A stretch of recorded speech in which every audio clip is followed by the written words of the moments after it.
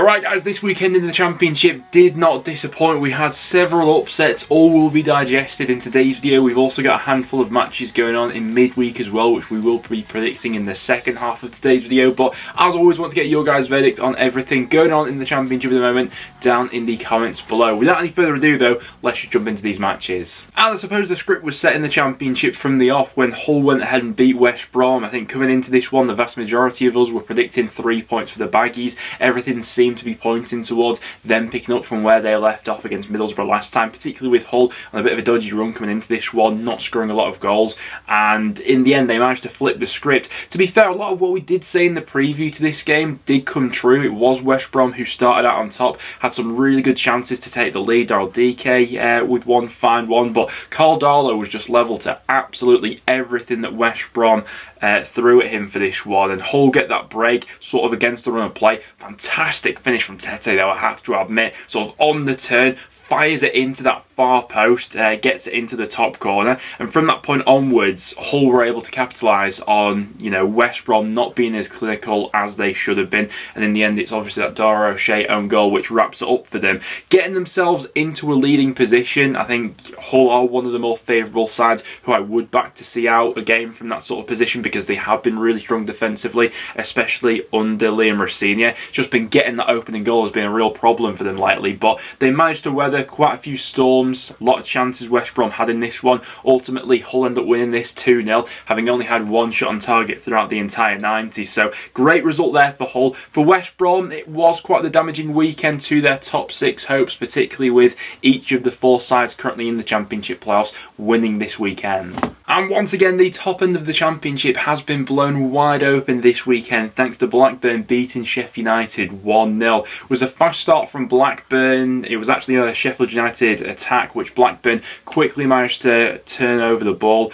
Dolan with a nice move inside, picks up Pickering, overlapping him, and then him with a fine finish into that far post. Was expecting a bit more of a response from Sheffield United in that second half. It didn't come, and I think they actually looked perhaps more subpar in that second 45 than they did in the first half. Blackburn looked the more willing side to go on and get that second goal, hitting the post and crossbar, and all things considered, a tremendous result for John Dahl Thomas's side, who have been so good at capitalising on leading positions this season. Of the 22 matches that Blackburn have been in front of so far this season, they've gone on to win 18 of them, which really speaks to how well they've gone ahead and managed games, particularly when they do score early on. There's no doubt that the Sheffield United side is in a rut at the moment. I know they had that unbelievable result in the FA Cup, but taking just league form into it, it's now 3 losses from their last 4 matches. Middlesbrough, obviously we'll get speaking to them in just a minute or two, breathing down their necks at the moment. But even Blackburn, you know, with the way we're speaking about Middlesbrough at the moment, this Rovers side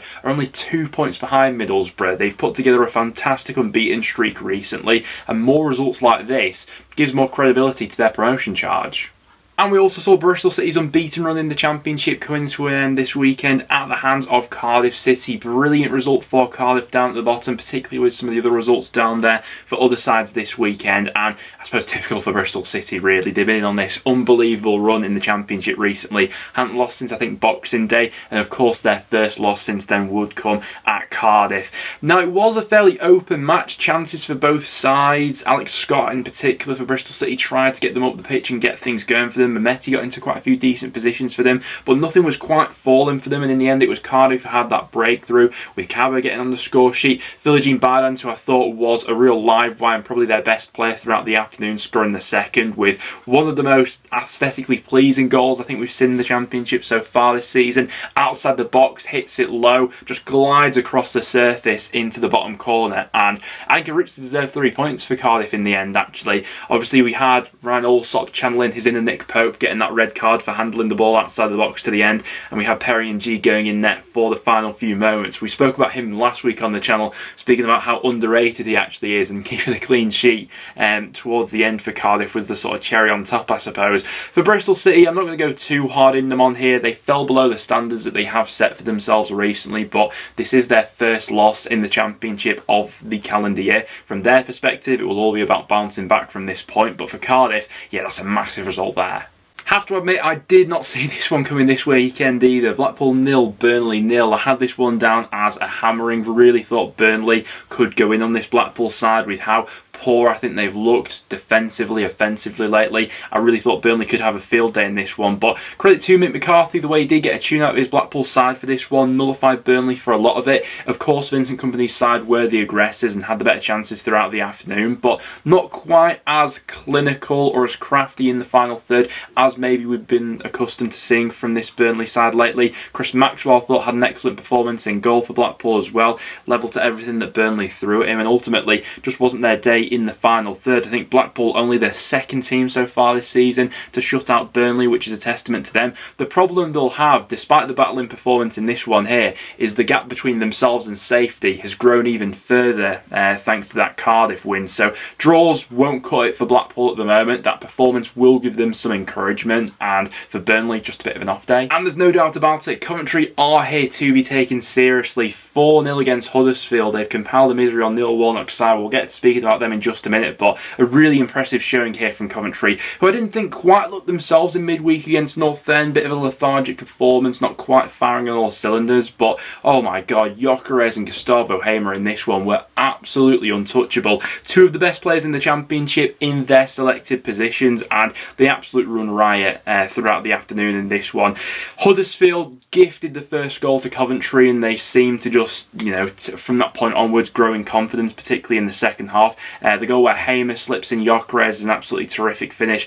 He obviously got in on the act with the second goal before Walker put the cherry on the cake, making it 4-0 to Coventry. Given the run of results that this side has had recently, they now find themselves just 3 points away from the top six, and the playoff picture has been blown wide open over these last few weeks with some of these runs we've seen from those sides in and around mid-table that have shot up the league recently. In terms of Huddersfield, I think this one was a real test of character. We'd seen those two previous matches under Warnock, the win against Birmingham followed up by that 4-0 loss against Burnley, and ultimately it's 4 back-to-back 4-0 losses here. Defensively, thought they were really poor, easily cut apart by Coventry, particularly in that second half, and obviously after gifting them the opening goal.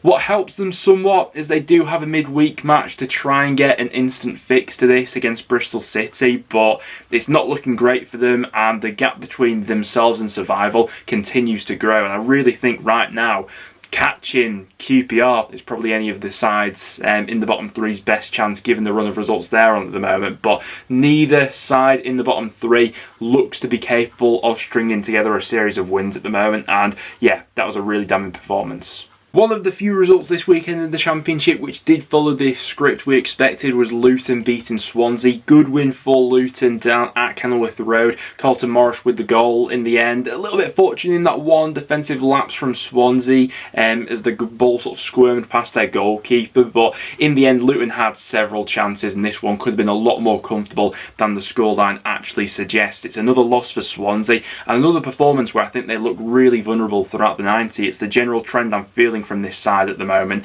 Luton though, some notable performances. Morris leading the line well. Alfie Doherty down that left hand side, I thought a real live wire throughout the afternoon as well. 7 chances created from him alone from a Luton perspective. In terms of Swansea, they now sink down to 17th in the Championship. The pressure continuing to pile on Martin, where I think the tensions boiled over towards the end as he was sent off, and at this point in time I think week by week there probably are more Swansea fans leaning on that Martin out fence than previously was the case in these last few weeks. This weekend was pretty much flawless from a Middlesbrough point of view. 5-0 win against Reading, the perfect way to bounce back from that West Brom defeat last time, and the fact that Sheffield United also lost this weekend as well keeps things interesting in and around the top of the Championship. Boro were by far and away the better team in this one. Reading didn't really have much to offer from a defensive or offensive standpoint. Akpom and Ramsey with the goals in the first half, two of Boro's standout players, but another player who I wanted to pick out from this one was Ryan Giles, the absolute assist machine playing on that left hand side. Couple of assists for him in the second half. Pick of the goals maybe being that third goal that Middlesbrough scored. Just thought it was such a well worked goal back to front, then with Giles with the ball in, and ultimately a few more goals in the second half, making it 5-0 to Middlesbrough in the end. From a Reading point of view, because of that point deduction in the pipeline, suddenly they're right back in it, and matches matches which before seemed a little bit meaningless with their position in the Championship table suddenly mean everything. It would be the most typical Reading thing for them to lose in this fashion against Middlesbrough and then put in a really spirited performance in midweek when they play Sheffield United at home. But yeah, not a memorable one from a Reading point of view. Middlesbrough, 5-star showing and back to their best. Perhaps the most bizarre thing that happened in the Championship this weekend was the fact that the FIFA president was at the Den to watch this 5-goal thriller between Millwall and Norwich, but he certainly got value for money in the end, and what a result that could prove to be in the top 6 hunt for both these sides at the moment. Norwich, I've got to be honest, I think this is the sort of game that they would have crumbled in earlier in the season, particularly under Dean Smith. Bad first goal to concede. Few errors from a Norwich point of view. Tom Bradshaw, one of the most informed players in the Championship at the moment, latches onto that to give Millwall the lead. Sorensen gets Norwich back into it, and at half-time it's finally balanced between these two at 1-1. Norwich take their chances in the second half and manage to gather a bit of momentum. That Bradshaw on goal and the pick of the goals had to be that moment from Sarah, an absolute thunderbolt into the back of the net, and he really seems to be a player who's coming into his own in this second half of the season and could prove to be vital in Norwich's promotion push. To be fair to Millwall, I think they really did give everything in this one to go ahead and get back into it. Fleming brings it back to 3-2. They then have that chance, which is cleared off the line, go incredibly close to making it 3-3, but it just doesn't fall for them in the end. To be fair to Millwall, I do think they've got a favourable run of fixtures coming up after this game. The next 3, I think, are all very winnable from their point of view, with games to come against Reading, Swansea and Huddersfield. And if they do take maximum points from those matches, or at least 7, I think they'll be in a really healthy position to go ahead and attack the Championship playoffs in the final few months of the season. From a Norwich point of view though, fair play for coming through that test. I had this one predicted as a Millwall victory, but Norwich have really gone up in my estimations after that one. It was another terrific result for Rotherham this weekend. 3-1 winners against QPR and a richly deserved victory in the end. I thought that Jordan Hugill in particular was absolutely unplayable in terms of winning the vast majority of his aerial duels, scoring twice, once from the penalty spot, once from open play. Rotherham by far and away the better team here, and I think that this really speaks to QPR's major issues in the league at the moment, and genuinely the only way I can see them surviving at this point is because of the fact that the bottom 3 between them can't gather any momentum at this point in time. But that's now 11 consecutive matches where QPR have failed to win in the league. Rotherham have obviously leapfrogged them in the process. QPR now sitting 20th in the league. Cardiff just a point behind them, but they've been gathering a little bit of momentum under Sabri Lamucci recently. I genuinely think that the month of March will be a massive determining factor for QPR and whether they are a Championship side next season or not. Next up is a game against Watford, which I think they'll find tough, but after that they've got 3 matches where they absolutely need to turn it on. Games against Blackpool, Birmingham and Wigan will ultimately decide QPR's fate for the season. You know, if they manage to come through those games with a healthy points return, suddenly they manage to keep that cushion between themselves and the bottom 3. But if they carry on like this, I genuinely see them getting relegated, and it's absolutely crazy the position they were at the start of the season, the first few months under Beale, to where they are now. And the only similar sort of capitulation I can think back to in recent Championship years where this sort of thing happened was the 2019/20 season with Hull City. They were flirting with the idea of the playoffs. They then sold Bowen and Grosicki, were on this horrendous run in the second half of the season and were ultimately relegated. I think we're seeing so many familiarities between that whole season and this one right here for QPR. And oh man, I didn't see this one coming this weekend. Are Stoke City the most confusing side in the Championship? I think there's a case to be made that they are. 5-1 against Sunderland in the end. It was quite the homecoming for Alex Neil on his return to the Stadium of Light. Sure, plenty of Sunderland fans were keen on Tony Mowbray's team doing one over on the former boss in this one, but Stoke turned up with a game plan and oh my word, literally everything they touched turned to goals in this one. I think 5 goals from the 8 shots they had on target. Some massive defensive blunders by Sunderland, who left themselves quite exposed in midfield, and Stoke were able to capitalise on it from that point of view. But taking nothing away, this was a fine away performance from Alex Neil's men in this one. Pick of the performances, Campbell, absolutely fantastic. Gale getting in on the act as well. Sure, he loved that as a former Newcastle player. But the one player I wanted to touch on in particular was Will Smallbone. Absolutely unplayable. And he has had a few of those performances that I've noticed recently for Stoke, sort of in that advanced role in midfield, playing ahead of Pearson and Josh Laurent. 3 assists for him in this game. Thought he was absolutely terrific. And I mean, from a Sunderland point of view, it's one to write off and forget completely. From Stoke, why can't we see a bit more of that sort of thing from them on a regular basis? I'm not too sure, but what an away win. Things don't get much better for Watford. A goalless draw against Northend was not the result they were looking for in this one. The pressure still very much there on Slaven Bilic. Luckily, from a Watford perspective, they've got QPR next up in the Championship, who seem to be a guaranteed 3 points at the moment. So, I mean, if they can't beat them, I think they are truly hopeless in their top 6 attempts. But honestly, what Watford was served up with, another quite disappointing performance. I thought really. Preston defensively really solid for this game, not allowing all too many clear-cut opportunities in at Freddie Woodman. And ultimately it does sort of feel like Northend have regressed to the side that we were right at the start of the season, where, you know, 0-0 draws we were becoming accustomed to every week really. Certainly can't grumble at an away point at a place like Vicarage Road, but ultimately didn't have that many breaks and opportunities as we got up the pitch. A few speculative attempts from outside the box and things like that, but not really offering up much of an attacking threat from our point of view. In isolation, really good point and performance on the board. The overarching issue with Preston is it's another game where we failed to hit the back of the net and not had that much endeavour in the final third either. But more so from a Watford perspective, when I compare their baseline of performances with the other sides they're competing for a spot in the top 6 with, I think Watford are a category down from everyone else who I'm sort of comparing them to at the moment. Wigan against Birmingham, I think that Wigan will take the point by the context of how this match unfolded. The fact that Birmingham took the lead after 4 minutes, really well executed free kick by Bakuna.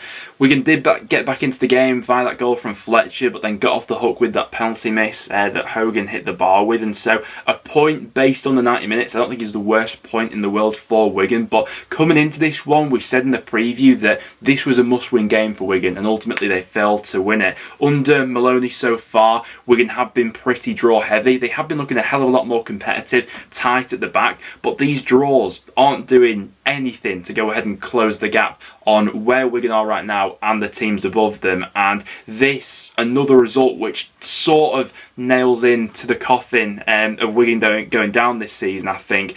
What will save teams like Birmingham, I think, as things stand right now, from being sucked into that bottom 3 is the weaknesses that each of those 3 sides have that are in the bottom 3 at the moment, and the failures of sort of stringing together back-to-back wins at the moment and really putting on a front for survival. But Birmingham still very much in the conversation along with QPR, as Rotherham have recently leapfrogged both of those sides. But right now it does feel like that was a must-win game for Wigan, which they've not won. But guys, those were all the matches we had going on in the Championship over the weekend. Loads of upsets this time around, and I do want to get your guys' thoughts on everything in the comments down below. Before we go ahead and wrap up for today, we do also have 3 matches going on in the Championship in midweek, which we'll predict next. Huddersfield up against Bristol City, the first of our fixtures to go ahead and predict in midweek. Bristol City looking to bounce back from that loss last time against Cardiff, their first of 2023 in the league. Huddersfield, I'm still not convinced by under Neil Warnock, and I think I am edging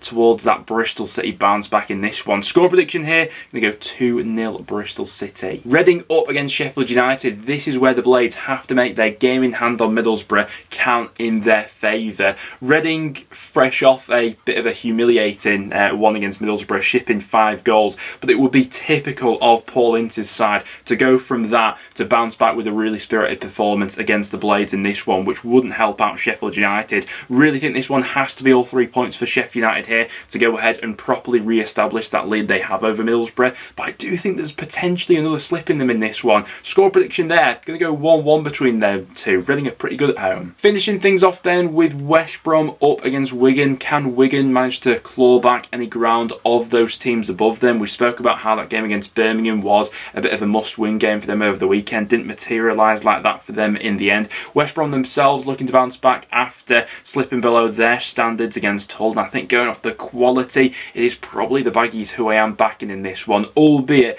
don't think there'll be loads in that, and Wigan have been pretty defensively tight under Maloney. So I'm just going to go West Brom 1-0 against Wigan, but I think they'll just take it. There we have it though, guys. Those are my predictions heading into the midweek matches. Very interested to see which way you guys are swaying for some of those games. Loads of talking points to go through in the Championship at the moment though, and do get your thoughts and everything in the comments down below. If you have gone to enjoy, make sure to leave a like, do stick around and subscribe for some regular Championship content. But apart from that, I'll see you all in the next one.